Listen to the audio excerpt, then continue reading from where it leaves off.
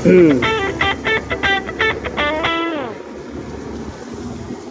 guys! Good morning, good morning, good morning again! So, ito na naman ako, ang inyong motovlogger. Motovlogger sa academy, no? Oh yeah! This is my second day doing this, parang ano lang naman to guys, parang stall lang. Tapos, syempre samahan natin ng konting vlog. Kasi actually ngayon, hinihintay ko yung anak ko mag-out sa school.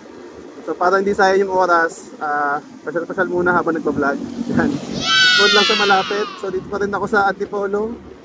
Hindi muna ako makakalayo ngayon dahil si Kalea ay exam lang. At ang out niya sa school ay mabilis lang. 2 hours lang siya sa school. Kaya hindi ako pwedeng lumayo kasi sasunduin ko pa siya. So ngayon guys, kaya nag-vlog din ako.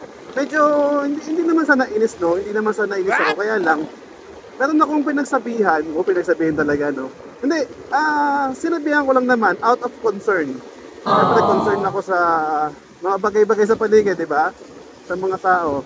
Kasi, since 2 hours lang si Kalea sa school, naisip ko, hindi na ako uuwi sa bahay. So, ang ginawa ko, pagkahatid ko sa kanya, nag-grocery muna ako ng konti sa O-Save, kasi mura doon, yun alam nyo naman, no? Para makasave kayo. Maka-O-Save kayo. Tapos, after that, siyempre, maaga pa din. So, ang ginawa ko, bumili ako ng pandesal, yung mga nakita sa kalsada, yung mga pandesal na naka-tricycle, bumili ako ng 2. Tapos dumiretso ako ng 7-Eleven. Tapos bumili ako doon ng kape. So, para in short, doon ako magbe-breakfast sa 7-Eleven. Yan. So ngayon, okay naman. Siyempre rin nyo naman sa 7-Eleven, masarap talaga kape dyan, at napakamura. 49 pesos, meron ka ng medium coffee, na ang dami mo ng pagpipilian, no? Kung anong klaseng coffee ang trip mo. Kaya lang, ito, doon kasi ako nagkape sa may table sa labas. Wait lang guys, mamaya ako natutuloy kasi medyo traffic. Wait lang. Pagdating muna natin. Ayan, oras na. So yun guys, no, habang nagkakape ako doon, naglinis yung isang staff ng pintana sa labas. Hindi pintana, yung glass nila. Ipagsasabihin yung dingding ng 7-Eleven. So naglinis siya ng glass. Ang problema, since mataas yung glass, wala siya nung wiper na panglinis ng salamin talaga. So ang ginawa niya, nakasapatos siya, tinatakan niya yung lamesa. Actually may lalaki pa nga doon naghihintay. Walang order yung lalaki. Medyo medyo na-offend ako para doon sa lalaki. Kasi parang may hinihintay yung lalaki, so wala siyang order. Parang may hinihintay lang talaga. So parang basta lang siya, alam mo yun. Kasi siyempre kung ako nagtatrabaho ko sa mga fast food, kahit gusto ko nang linisin yung salamin, kung may tao dyan, hindi ko muna lilinisin yan. Hihintayin kong umalis, kung okay na siya.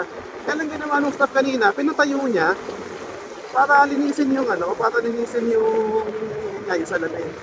At nagulat niya ako dahil dire-diretso siya, tumapak sa upuan, tapos tumapak sa lamesa, tapos biglang pinunasan yung salamin.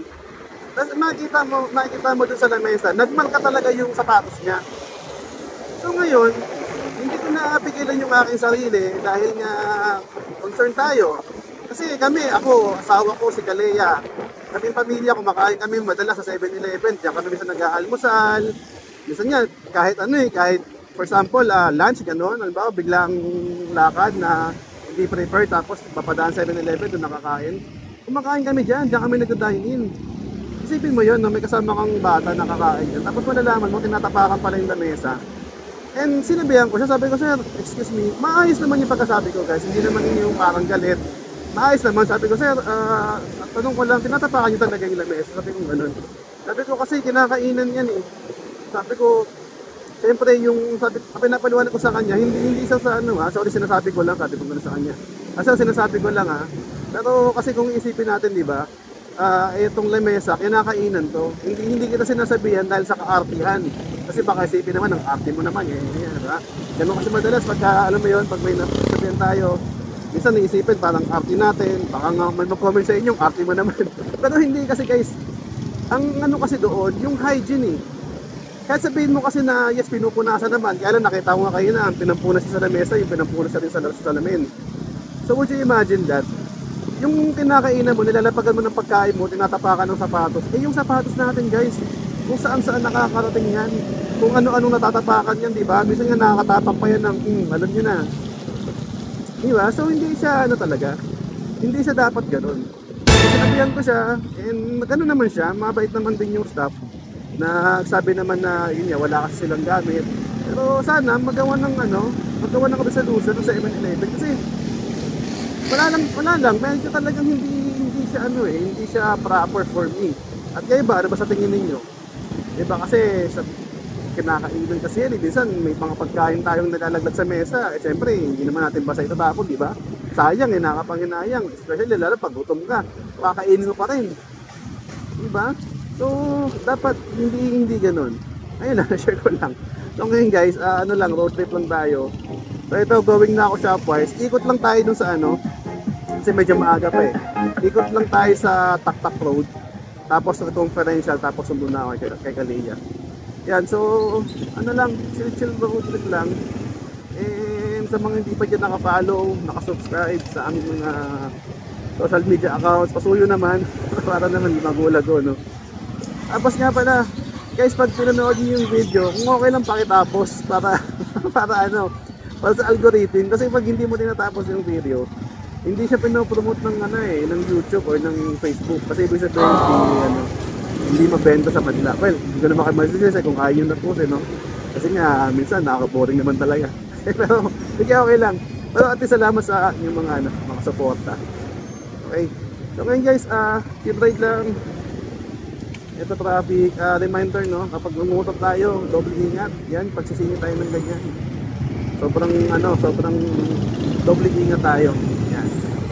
Pasensya na, dumadaan ako dito sa mga magbabash sa akin dahil sa pagsisingit ko, pasensya na. Kailangan sabihin, pwede naman sabihin ang motor, basta maingat ka lang, diba? Tapos siyempre, huwag mong i-offend yung mga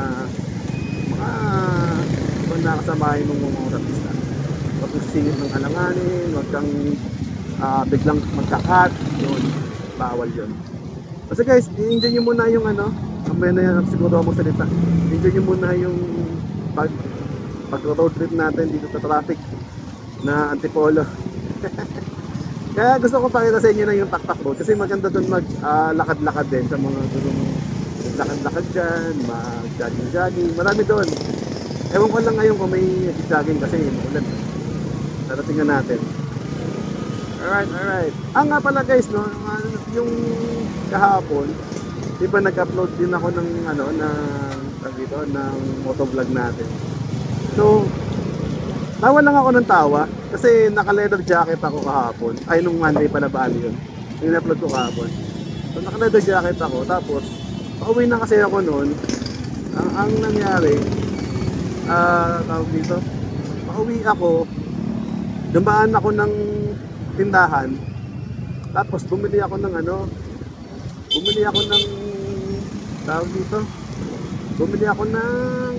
binili ko, shampoo, toothpaste, yun, wala ko shampoo, toothpaste, sabi ko, pabili nga, ganyan. May nakatambay doon na lalaki, tapos tumitingin-tingin sa akin, siguro nagbumibili din, naghihintay ng binili niya, gano'n. So, tanong ako, magkano binili ko, sa binayaran ko na. Tapos may nakalimutan kasi akong bilhin. Bumili pa ako ng sabong panglaba, yung Ariel. Ariel. Sabi ko, miss, Ariel pa pala. Pagkasabi ko nung Ariel, tawa yung lalaki doon sa may tindahan, pati yung tindera.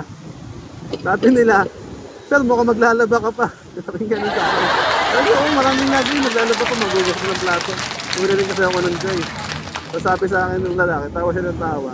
So parang di bagay kasi naka-astig ng forma mo, naka-leather jacket. Kasi yung leather jacket guys, galing ng Qatar, binigay sa akin ni Kuya Edmond. Salamat Kuya Edmond, yan, shout out. No.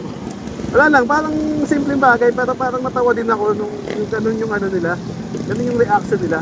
Kasi realize ko, parang nga nakakatawa din sa ako. Pero wala lang. Ayun, so sorry guys, hindi ko alam kung may humor yung sinasabi ko, pero yan, tuloy tayo. Biyay lang, enjoy lang sa pagmumotor. Sa mga kapwa ko pala mga mga rider dyan. Guys, double ingat tayo lagi sa daan. Tapos, tandaan natin, huwag painitin. Huwag pairalin yung init ng ulo. Pag may gustong umuna sa iyo, paunahin mo lang. Okay? Kapag medyo naman na siniran ka or na-cut ka, hayaan mo na. Kasi wala namang nangyaring collision, okay na, hayaan mo na. Malapit na tayo dun sa ano, sa Taktak Road. Ito guys pa, sorry kung may piyok. Ito ay circumference ng road papunta po sa Inares. Yan, at least alam niyo yung ano, para makita niyo yung condition ng road ng Antipolo. So pag ganitong oras, 8:30, maluwag naman, hindi naman hindi naman traffic. Alright, so malapit na tayo. Nga pala guys, I hope mas gumanda yung quality ng video natin ngayon. Kasi last time ang ginamit ko ay 1080p, 30 fps. So ngayon ginamit ko na is 4K na. I hope mas okay yung resolution, mas clear yung video. At yung audio pala guys, natuwa ako kasi di ba wala nga akong gamit na mic. Natuwa ako kasi ang ganda din pala ng ng audio ko pala, nagsalita ako. So klaro naman. Tapos ang ganda kasi medyo hindi masyadong rinig yung hangin. O siguro dahil hindi masyadong mahangin. Pero kasi siyempre pag nagmumulot di ba mahangin. Pero tingnan natin. I hope ganun din to. Kasi yung last upload ko okay yung audio talaga eh. Hindi ganito yung mga sinasabi ko. Minsan lang pag medyo mahina yung boses na yun, ay nakawala. Medyo hindi clear. Pero so far in general okay naman. So ito guys, nakakaano na tayo sa Inares. So tayo ay kakaliwa dito. Wait lang ha. Ito yung nakalimutan ko yung part na to. Yan, para ito guys, ito yung road na pag dinaretso mo, ang tumbok nito yung simbahan. So kakaliwa tayo dito. Sumulong highway. Para hindi tayo tatagpas ng Sumulong highway guys. Doon lang tayo sa sa Taktak Road. So ito may maliit na park. Dito guys yung dating LTO eh. Ayan, yung dating LTO. Dati marami dyan, naglalaro ng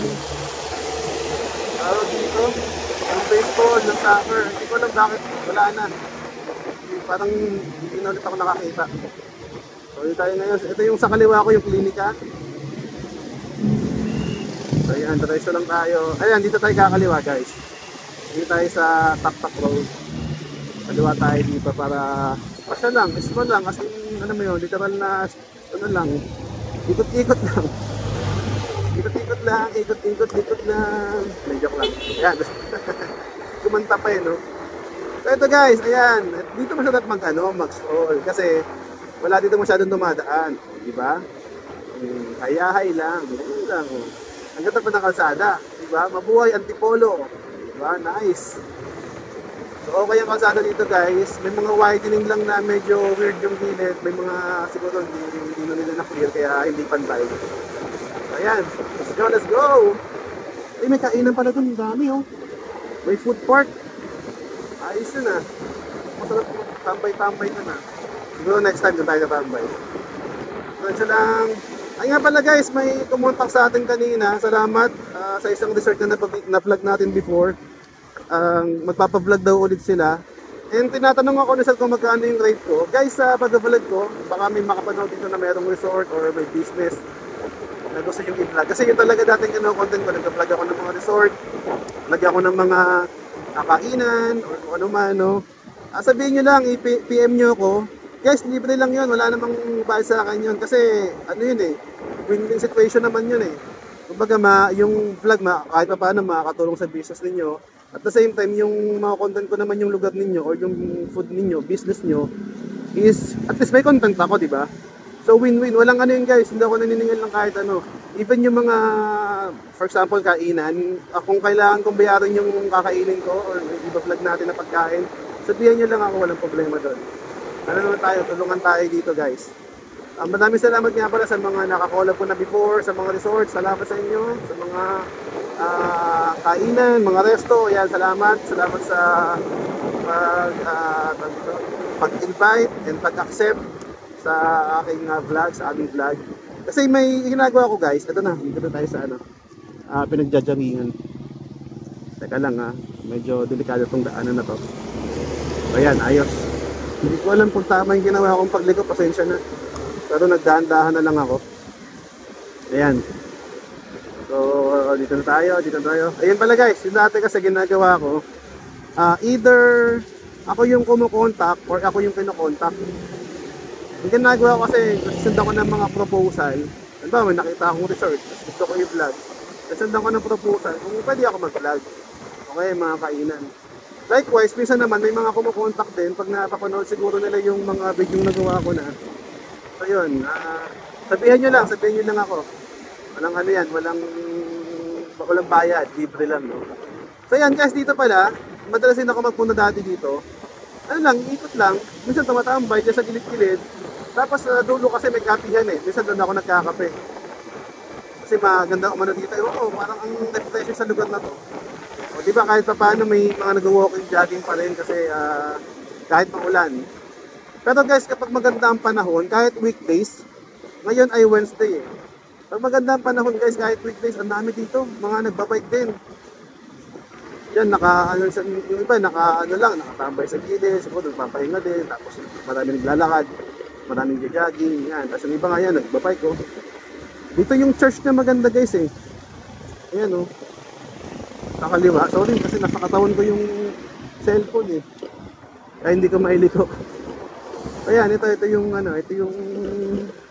magandang, isa sa magaganda na pwede nyo puntahan kapag gusto nyo mag-walking, mag-jogging, mag-bike, or alam mo yun, tambay sa gilid ng kalsada.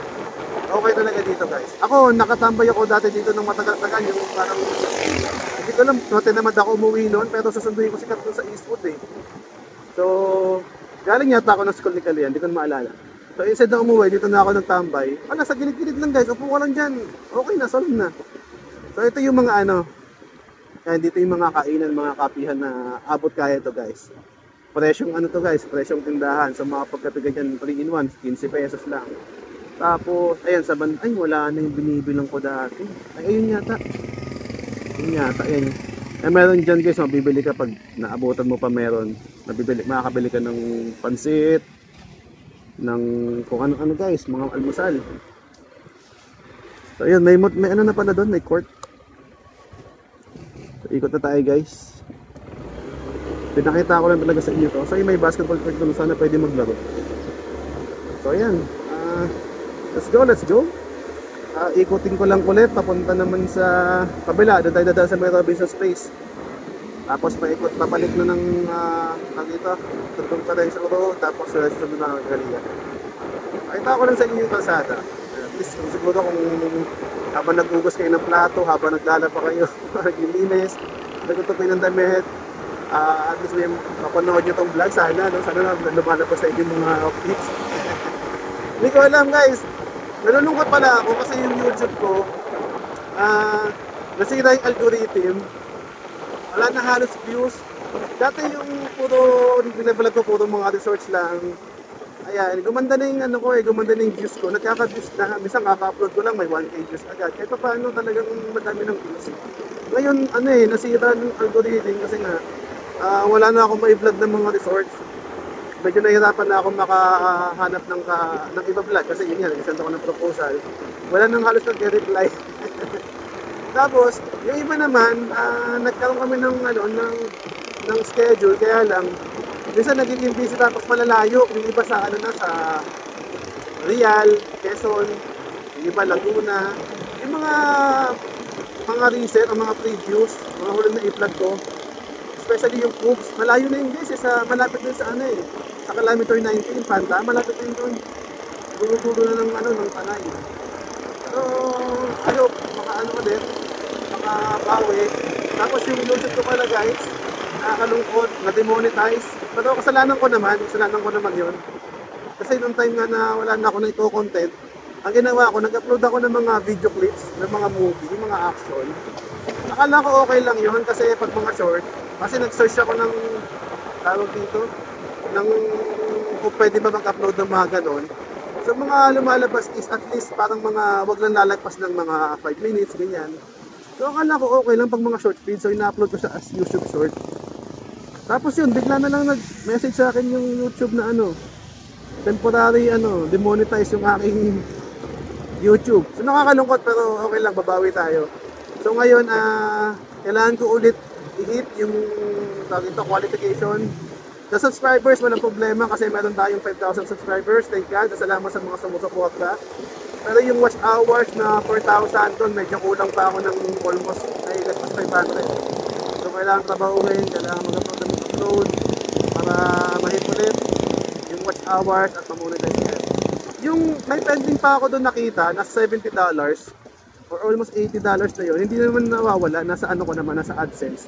Yun nga lang, hindi nadadagdagan kasi nga hindi pa monetize ulit. Eh kailangan maka 100 eh. 100 na mga 100 ako na ano dollars para ma-monetize. Okay? So yan, dito lang tayo. Kaya nga lang guys, siguro kaliwa tayo muna dito.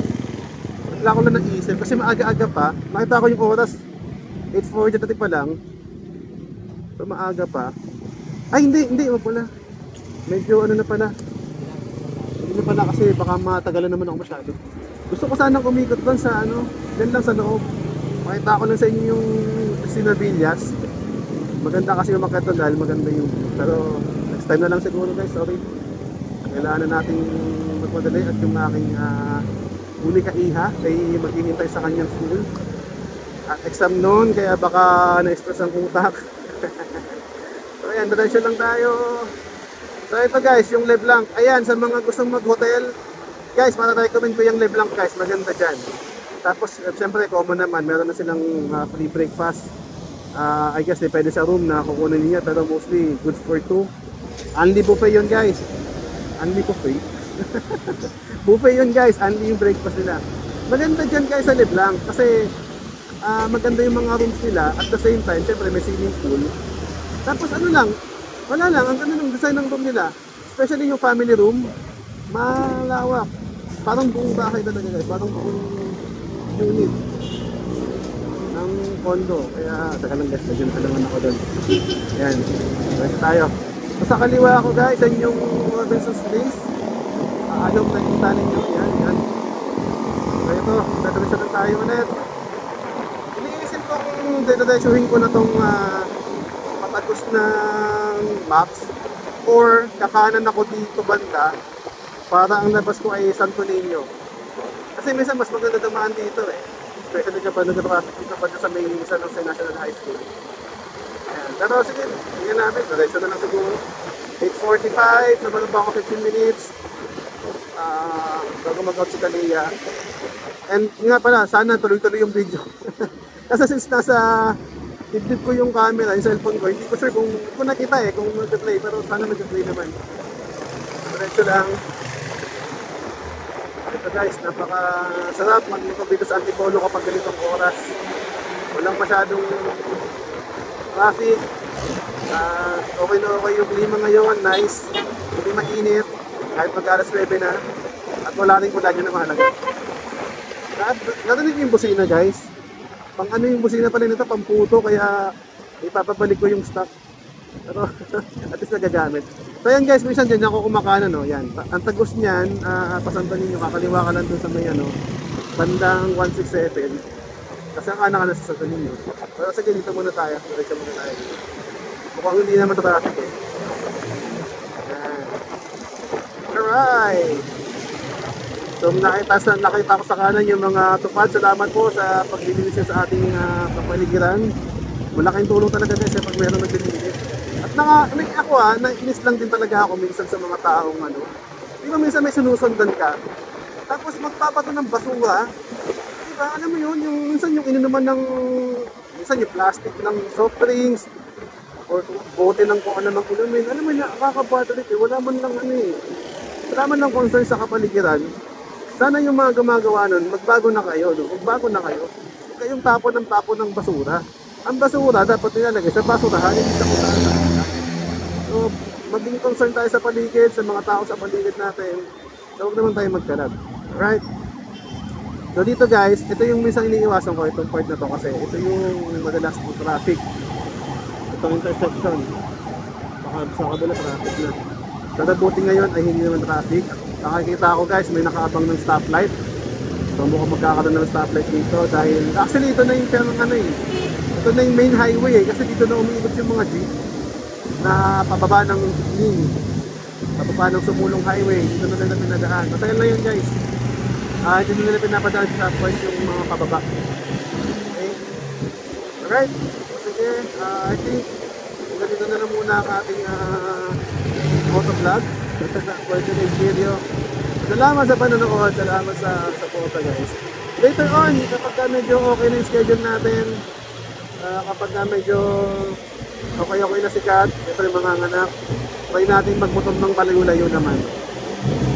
Hanap tayo ng mga spot na try natin puntahan, mga lugar na try natin vlog, para makapag content naman ulit tayo. Alright, so salamat guys. Talagang grateful ako sa mga sumusupport sa mga kapatid na nag-aabang ng video natin. Kahit ilan lang kayo, maraming salamat. I hope lumabutong pag-vlog ko someday. Matagal-tagal na rin ako nag-vlog. May time na okay, may time na hindi. Pero talagang ewan, parang nasa dugo ko na yung kuha ng video, kuha ng pictures, parang na-enjoy ko talaga siya, kaya tuloy-tuloy ko na nagpapag-vlog. And I guess hope na makabalik na sa monetization ng ating YouTube. Yung Facebook natin monetize naman, yun nga lang, hindi ako nakapag-generate ng revenue kasi hindi ko pa na-hit yung minimum threshold. Medyo mababa ang kita sa Facebook kapag hindi ka viral eh. Pero pag naka-million views ka doon, sure na yun, may kita na. So yun lang guys, salamat and God bless us all. Dito na lang muna. Bye! Our hearts beat to the city streets, we began to feel the fire. We rise like tall buildings as the chemicals, they take us higher. The night's young, it has just begun, as she puts her hand in mine. We wanna chase the night,